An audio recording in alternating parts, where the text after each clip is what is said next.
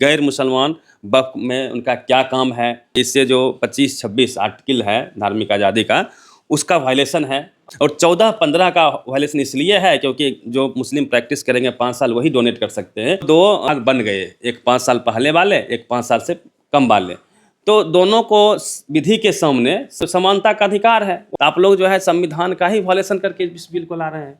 इस पे आपको आपत्ति है? नहीं, इस पे हमारी कम्युनिटी को आपत्ति है, हमारे समाज को आपत्ति है, जदयू को आपत्ति है इस पे। इसमें कागज दिखाना होगा जो पहले से प्रॉपर्टी है, इमारत हो पुरानी या फिर मस्जिद हो, तो वो वक्फ कहती है कि हमारी है, उनकी हो ही जाती है, उनकी होती भी है। अब सरकार उसका कागज़ देखेगी, नहीं तो सरकारी ज़मीनों घोषित हो जाएगा। संभल के मस्जिद पे ऐसा ओवैसी जी बोल रहे हैं कि अब संभल का मस्जिद हमारा रहा नहीं। बीजेपी ने एक साथ कई शिकार कर दिए, क्योंकि उनको खुद तो मुस्लिमों का वोट मिलता नहीं है, वो टिकट तो देते नहीं है। उन्होंने अपने सहयोगियों को निपटा दिया। मुस्लिम वोट बैंक आपसे खिंचक जाएगा। के उप मुख्यमंत्री हैं विजय कुमार सिन्हा जी, वो कहते हैं कि जिनको इस बिल को नहीं मानना सीधे पाकिस्तान चला जाओ। ये डिप्टी सीएम साहब की, तो ये तो फालतू की बातें हैं, इस तरह की बात नहीं करनी चाहिए एक संवैधानिक पोस्ट पे बैठे हुए आदमी को। वक्फ बिल दोनों सदनों से पास हो चुका है। पूरे देश के मुसलमानों की नज़रें नीतीश कुमार पे थी, क्योंकि नीतीश कुमार सेकुलर छवि वाले नेता माने जाते हैं। लेकिन जिस प्रकार से यह बिल पास हुआ, उम्मीद था कि नीतीश कुमार इस बिल का खिलाफ करेंगे और मुसलमानों का साथ देंगे, लेकिन हुआ कुछ उल्टा। नीतीश कुमार जी ने बिल का साथ दे दिया, बिल पास हो गया है। अब लगातार खबरें ऐसे चलाई जा रही है कि बिहार में नीतीश कुमार के साथ जो मुस्लिम नेता हैं वो तरातर इस्तीफा दे रहे हैं। मतलब पर डे दर्जनों इस तरह से खबरें चलाई जा रही है कि इस्तीफा का जो दौर है वो जारी है। खालिद अनवर साहब है, जदयू के कद्दावर युवा नेता हैं और एमएलसी भी हैं। इस्तीफा सर कहा जा रहा है कि लगातार आपके पार्टी में जारी है। देखिए, ये जो नैरेटिव सेट करने की कोशिश हो रही है कि बिल के समर्थन का मतलब मुसलमानों की मुखालफत, ये सही नहीं। हम बिल का समर्थन भी कर रहे हैं और मुसलमानों की हिमायत भी कर रहे हैं। हमने बिल को ज्वाइंट पार्लियामेंट्री कमेटी में भिजवाया मुसलमानों की वजह से, हमारे स्टेक होल्डर्स की वजह से। ज्वाइंट पार्लियामेंट्री कमेटी के साथ मीटिंग, डिस्कशन, डिबेट और सभी मुस्लिम ऑर्गेनाइजेशन के साथ बातचीत इसलिए किया कि जो बिल हम मुसलमानों के लिए आ रहा है वो अच्छा से अच्छा बिल आए। तो ये जो आप लोग कहते हैं ना कि बिल का सपोर्ट करने का मतलब मुसलमानों का विरोध, ये सही नहीं। भाई, एक बिल अगर कुछ ख़राब आ रहा था जिसको हमारी पार्टी ने, हमारे नेता नीतीश कुमार ने अगर जेपीसी को भिजवाया, तो ये हमको क्रेडिट दीजिए ना भाई, कि नीतीश कुमार ने एक अच्छा काम किया था कि जेपीसी को भिजवा दिया था। ये तो तेजस्वी यादव जी नहीं कर सकते थे, ये कोई कांग्रेस पार्टी तो नहीं कर सकती थी, हम अलायंस पार्टनर ही कर सकते थे ना। तो आज के दिन जो लोग नाराज़ हैं, जिनको खौफ है, जिनको लगता है कि भरोसा टूटा है और बिल पास हुए बगैर, बिल को समझे बगैर जिन लोगों ने इस्तीफा दे दिया है, तो वो उनकी नाराज़गी बिल से है, नीतीश कुमार या जनता दल यूनाइटेड से नहीं है। आप ये मत समझिए, वो आज भी नीतीश कुमार और जनता दल यूनाइटेड के लोग हैं, उन्होंने नाराज़गी जाहिर की है अपनी, और हम लोग काम है उस नाराज़गी को दूर करना। 2-3 बिंदु हैं, तमाम जो मुस्लिम चाहे विपक्ष के नेता हो या हमने जिनसे बात की, 2-3 बिंदुओं पर उनकी भारी नाराज़गी है। गैर मुसलमान वक्फ में उनका क्या काम है, वो कह रहे हैं कि इससे जो 25-26 आर्टिकल है धार्मिक आज़ादी का, उसका वायलेशन है। ओवैसी साहब ने भी कहा है। और 14-15 का वायलेशन इसलिए है क्योंकि जो मुस्लिम प्रैक्टिस करेंगे 5 साल वही डोनेट कर सकते हैं। जो दो भाग बन गए, एक 5 साल पहले वाले, एक 5 साल से कम वाले, तो दोनों को विधि के सामने समानता का अधिकार है, वहाँ का वायलेशन है। तो आप लोग जो है संविधान का ही वायलेशन करके इस बिल को ला रहे हैं। देखिए, इसकी लीगल जो वैलिडिटी है, इसको चेक करने के लिए सुप्रीम कोर्ट है। सुप्रीम कोर्ट में लोग गए हैं जो कह रहे हैं कि भाई ये ठीक नहीं है, माने कानूनी एतबार से, संविधान के एतबार से ये ठीक नहीं है, तो सुप्रीम कोर्ट को लीगल वैलिडिटी चेक करने दीजिए। हमने जेपीसी की जो रिपोर्ट पढ़ी, चूंकि लोग रिपोर्ट नहीं पढ़ते हैं, जेपीसी की रिपोर्ट में जो लॉ मिनिस्ट्री ने जो जवाब दिया है इसका, लॉ मिनिस्ट्री ने ये एस्टेब्लिश किया कि नहीं भाई ये हो सकता है।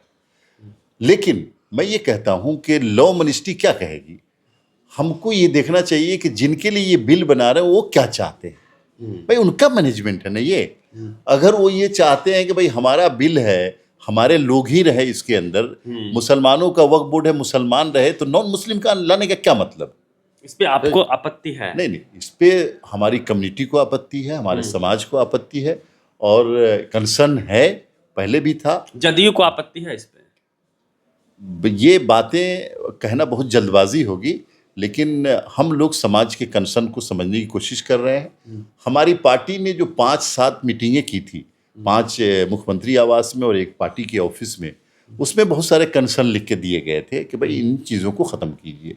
केंद्र सरकार ने बताया कि हमने उन चीज़ों को ख़त्म कर दिया है और बदकिस्मती से बिल पास होने के बाद लोग संतुष्ट नहीं हैं। तो हम लोगों के लिए ज़रूरी है, चूँकि हम सभी वर्गों का काम करना आप लोग चाहते हैं। पुनर्विचार कर रहे हैं क्योंकि पार्टी लेवल पे मीटिंग वगैरह तो हो रही होगी कि इसमें क्या? देखिए, हम लोग ये चाहते हैं कि जिनके लिए बिल आया है उनको संतुष्ट किया जाए, उनसे बातचीत की जाए और उनकी जो नाराज़गी है उसको ख़त्म किया जाए।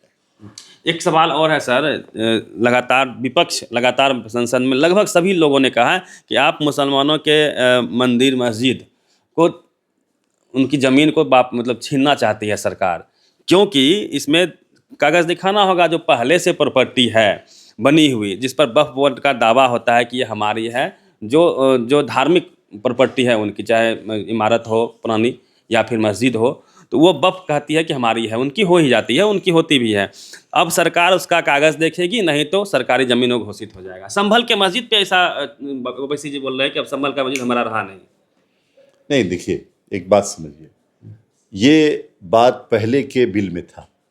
नीतीश कुमार जी ने कहा कि नहीं, ये नहीं चलेगा। उन्होंने कहा कि ये नहीं चलने देंगे। जितनी मस्जिदें, जितनी दरगाह, जितने मदरसे, जितने मकतब, जितने खानका, जितनी कब्रिस्तान 2025 तक हैं, वो वैसे ही रहेंगे। उसके बारे में किसी कागज़ की दिखाने की ज़रूरत नहीं है। ये बिल में लिखा हुआ और ये नीतीश कुमार जी ने कराया है मुसलमानों के लार्जर इंटरेस्ट में। और 2025 के बाद कोई अगर नया वक्फ करना चाहता है तो उसको जो है ना उस प्रोसेस से गुजरना पड़ेगा। मतलब कोई मस्जिद जो यथास्थिति में है वो छीनी नहीं जाएगी? नहीं, बिल्कुल नहीं, बिल्कुल इस बिल से तो नहीं होगा कम से कम।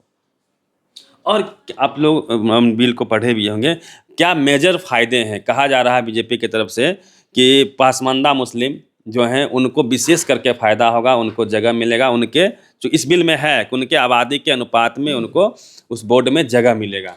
ये सब पॉलिटिकल चीज़ें हैं कि पसमादा, मुसलमानों में पसमादा और अशराफ तो कुछ होता नहीं, आपको पता है, आप लोग तो समाज में घूमते रहते हैं। होता है सर हाँ, गाँव लेकिन जो है ना, ये बुनियादी तौर पे ये है कि एक अकाउंटेबिलिटी तय की गई है वक्फ बोर्ड की और वक्फ काउंसिल की कि भाई जो प्रॉपर्टीज़ हैं इतनी उसका इनकम आए और जो वाकिफ़ ने, जो वक्फ करने वाले की मंशा है कि कहाँ खर्च हो वहाँ खर्च किया जाए उसको, और बीच में जो करप्शन होता है उस करप्शन को रोका जाए। ये सब फ़ायदे तो होंगे उससे। एक और परसेप्शन है कि सर बीजेपी ने एक साथ कई शिकार कर दिए, क्योंकि उनको खुद तो मुस्लिमों का वोट मिलता नहीं है, वो टिकट तो देते नहीं है। उन्होंने अपने सहयोगियों को निपटा दिया, क्योंकि जदयू मुस्लिमों के लिए बहुत काम की है, दावा है उनका, नीतीश कुमार जी का वोट मिलता था, कई चुनाव में उपचुनाव में मिले हैं वोट। तो एक साथ में कई शिकार हो गए, मुस्लिम वोट बैंक आपसे खिंचक जाएगा। और बैटिंग भी शुरू हो गई है। बिहार के उप मुख्यमंत्री हैं विजय कुमार सिन्हा जी, वो कहते हैं कि जिनको इस बिल को नहीं मानना सीधे पाकिस्तान चला जाओ। ये हिंदू मुस्लिम का खेल फिर से चरम पे आ गया है। नहीं, आप क्या कहना चाहते हैं कि जदयू को निपटाने के लिए बीजेपी और आरजेडी दोनों मिली हुई है, ये कहना चाह रहे हैं आप? आरजेडी नहीं, बीजेपी तो खुद आरजेडी को आप क्यों बचा रहे हैं? भाई फायदा तो आरजेडी को ही होगा अगर जदयू को निपटाएगा कोई, तो इसका मतलब दोनों मिले हुए हैं। देखिए, जदयू को मिटाना कोई भी चाहे, आरजेडी जितनी ताकत लगा ले, जहाँ जहाँ जाके मिल जाए, हम लोग मिटने वाले लोग नहीं। हम लोग समाज के नब्ज जानते हैं और समाज में काम करके हम लोग टिके हुए हैं, हम लोग बातों से नहीं टिके हुए हैं।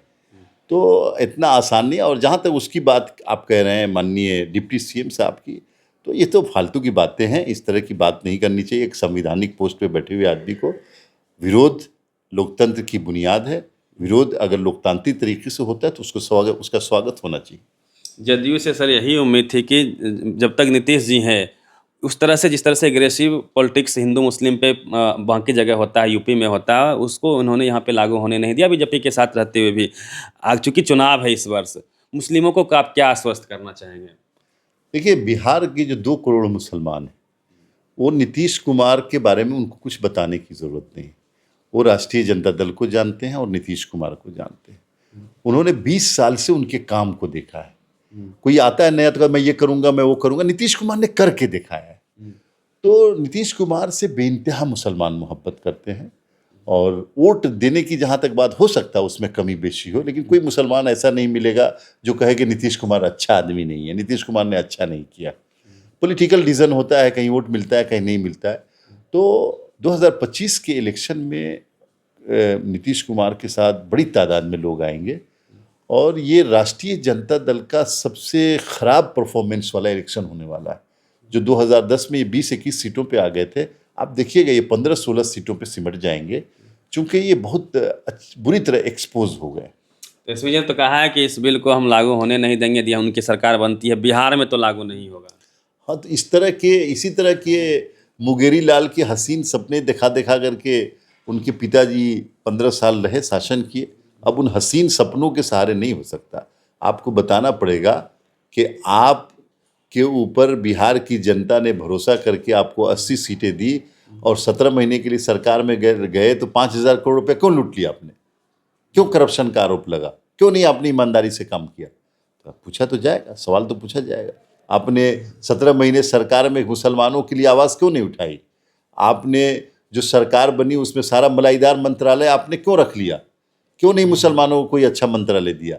आप जो है ना 17 महीने की सरकार में कितने कौन से फैसले किए जो दलितों और मुसलमानों के हक में हो?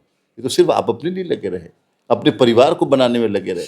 सवाल तो होगा, इसलिए उनका ख़त्म होने वाला है। इसलिए बहुत बहुत शुक्रिया आपका। आखिरी सवाल लेते हैं सर, नीतीश जी नाराज चल रहे हैं, ऐसी खबरें आ रही हैं इस बिल को लेके। अच्छा, आपको खबर आई होगी, मुझे ये लग रहा है नीतीश कुमार नाराज़ नहीं होते। नीतीश कुमार काम करने वाले लोग हैं, वो काम कर रहे हैं, बारीकी से इस बिल को लागू कर रहे हैं यथाशीघ्र। क्यों नहीं लागू करेंगे? क्यों नहीं लागू करेंगे? हम चीज़ों को देख रहे हैं, समाज को भी समझ रहे हैं, बिल को भी समझ रहे हैं, और जैसी ज़रूरत होगी वैसा कदम उठाएगी हमारी सरकार। चलिए, खाली सर थे, उन्होंने अपनी बात को रखा है। पूरी बातचीत पे आप प्रतिक्रिया दीजिए। Ravi Mehta, public pillar, Patna.